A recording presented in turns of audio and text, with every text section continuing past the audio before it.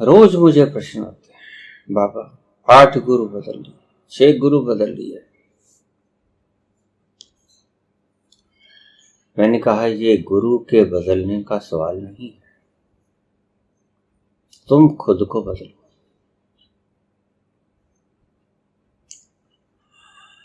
फिर शायद गुरु के पास जाने की भी आवश्यकता न पड़े। बदलने का तो सवाल ही पैदा नहीं होता।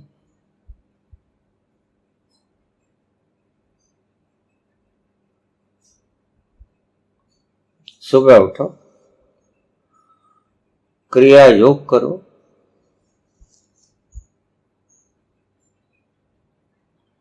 स्नान ध्यान करो, ध्यान के बाद एक वीडियो सुनो। दिन में अपने फर्ज निभाओ।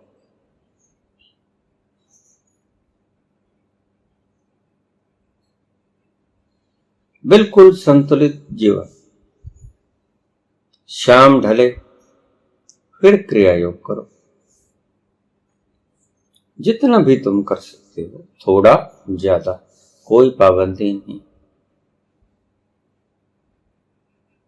गुरु मुक्त करता है, बांधता नहीं। अगर मैं तुम्हें कह दूं कि इतना करना है, वो भी बंधन हो गया। जितना तुम कर सको, प्रेम पूर्वक, सुख पूर्वक, शांति पूर्वक, रिलैक्स माइंड से क्रिया योग करो।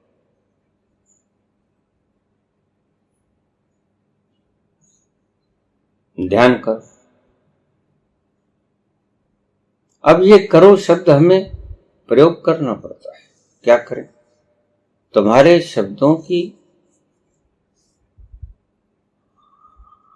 निर्बलता है। बोलना, तुम्हारे से मुखातिब होना पड़ेगा, तो तुम्हारे शब्दों में बोलना पड़ेगा।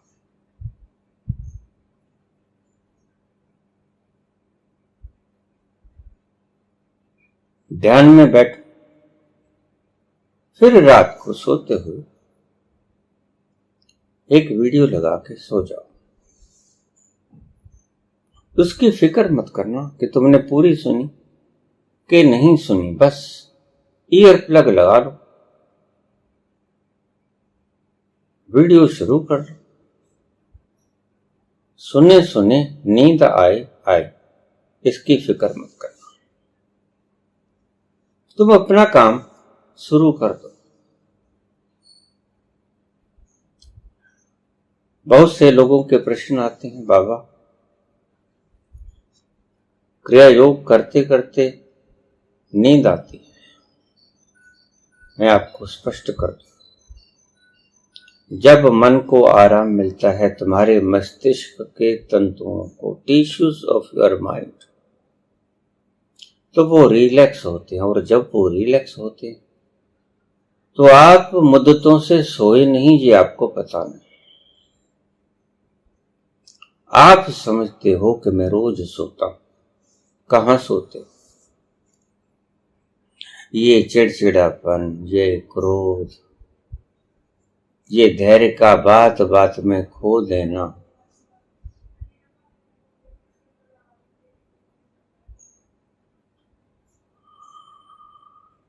ये ईर्ष्या, ये द्वेष,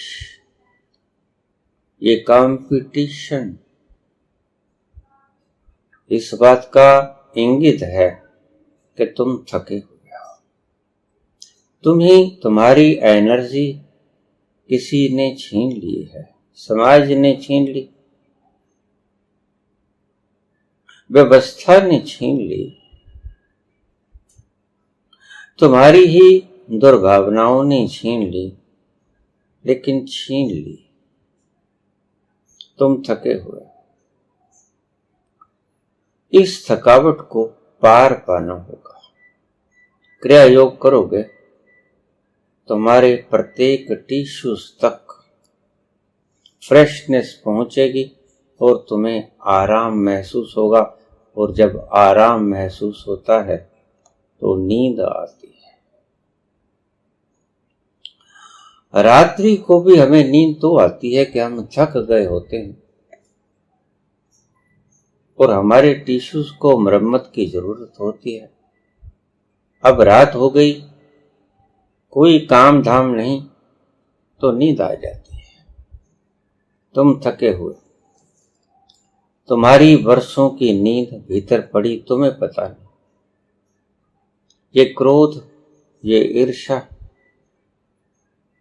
ये दुख, ये व्याधियां सभी तुम्हारी थकावट का परिणाम।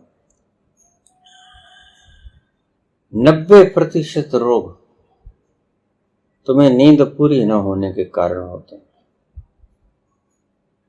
और तुम्हें इस चीज का पता भी नहीं, और कोई डॉक्टर तुम्हें बता भी नहीं पाएगा। तुम डॉक्टर से सब कुछ बता देते हो, ये नहीं बताते कि मैं सोता कम। जैसे कम खुराक मिली तुम कमजोर हो जाओगे, वैसे ही कम नींद मिली तुम व्यथित हो जाओगे, उग्र स्वभाव हो जाएगा, दुखी हो जाओगे, संतप्त हो जाओगे, ईर्ष्यालु।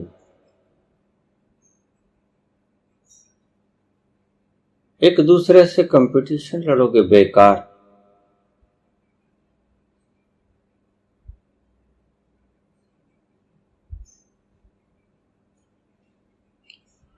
तुम थके हुए हो,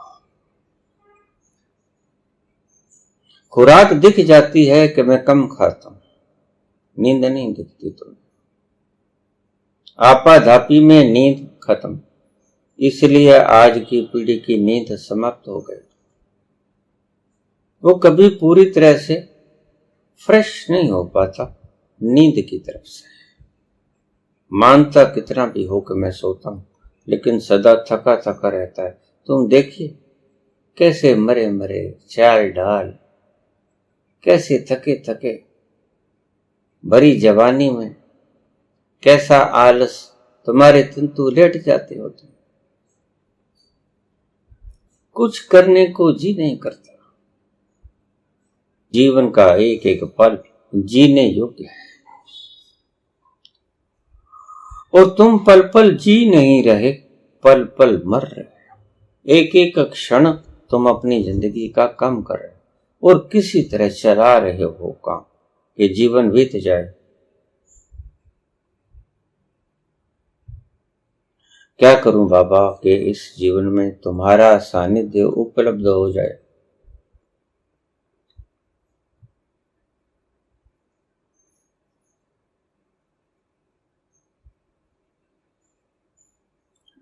सुबह उठो, क्रिया योग करो, ध्यान में उतरो, एक वीडियो सुनो, सारे दिन अपने काम अपने फर्ज निभाओ, मुस्तैदी से, तल्लीनता से, आनंद से, अहोभाव से। ईश्वर ने तुम्हें शरीर दिया, मन दिया,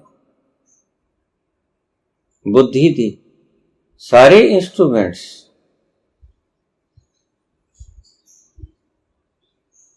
और तुम उनको गंवा देते हो दुख में, संतप्त में।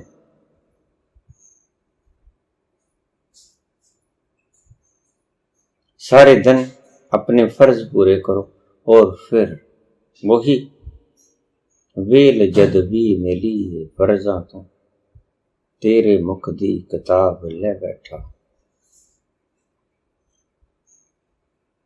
शाम फिर क्रिया योग पे निकलो, ध्यान में जाओ और फिर सो जाओ।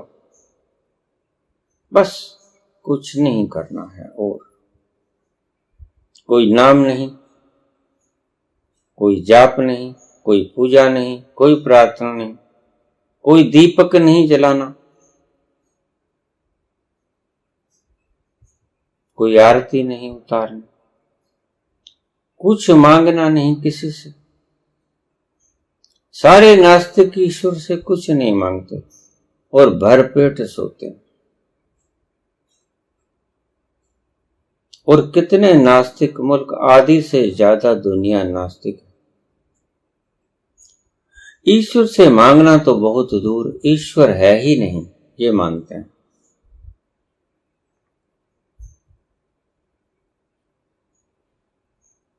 और तुम हो कि सारे दिन ईश्वर को रिझाने में तुम्हारे महापुरुषों ने सिखाया कि उसको रिझाओ।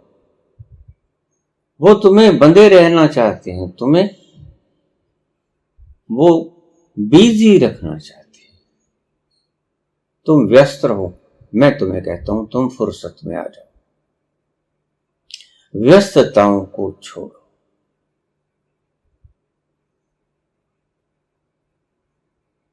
सभी व्यस्तताओं को छोड़ो, फुर्सत के लम्हे पैदा करो।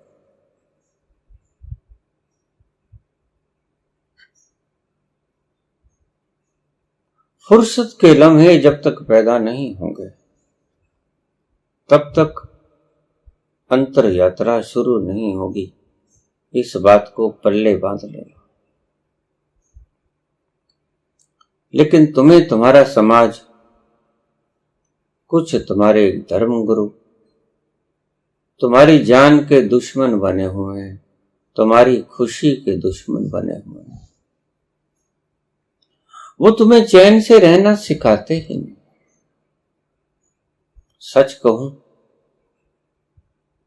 तो वो खुशी से खुद भी रहना नहीं जानते। उन्हें खुद ही पता नहीं कि खुशी किसे कहते हैं।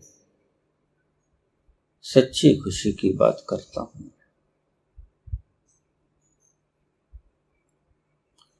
जो खुद ही नहीं जानता, जिसने खुद ही नहीं चखा उस स्वाद को, तुम्हें कैसे राह दिखा पाएगा जो खुद ही नहीं पहुंचा उस मुकाम पर। सच्ची खुशी इन्हें नहीं मिले। झूठी खुशी की तलाश में अगड़म बगड़म बोल रहे हैं।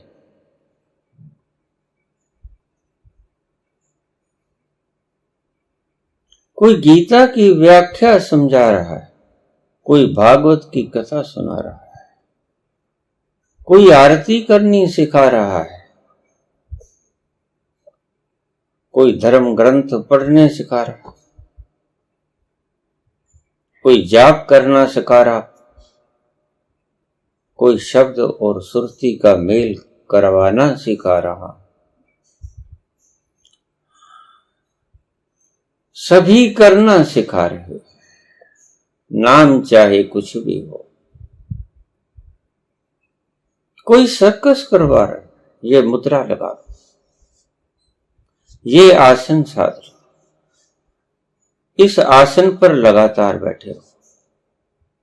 कोई त्राटक सिखा रहा है, कोई विपश्यना सिखा रहा है, कोई अनापान सती, कोई आपको ढंग बता रहा है। गंगा किनारे बैठ जाओ, पिरामिड के नीचे बैठ जाओ और देखिए वो इतना सरल है।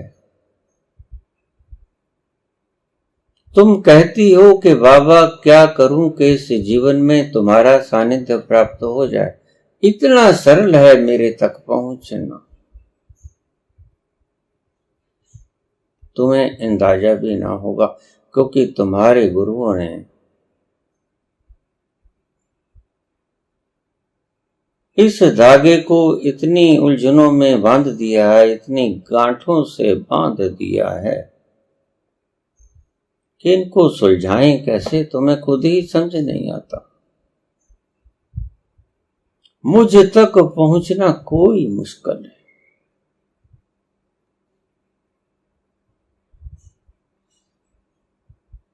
इस जीवन में ही क्या, बस अगले ही क्षण, और मैं कहता हूं इसी क्षण क्यों नहीं, तुम्हें मेरा सानिध्य प्राप्त हो सकता है। देरी मेरी तरफ से नहीं है, देरी तुम्हारी तरफ से है। मैं सदा हाथ फैलाए, सदा तुम्हें पुकारता रहता। आ जाओ। बहुत हुआ सुबह से निकले घर से, खेल लिए कूद लिए, थक गए हो गए, लौट आओ। लेकिन कहां लौटते हो? अभी नाम बाकी रह गए दो, अभी जोत बत्ती करनी, आरती उतारनी, एक पाठ करना बाकी।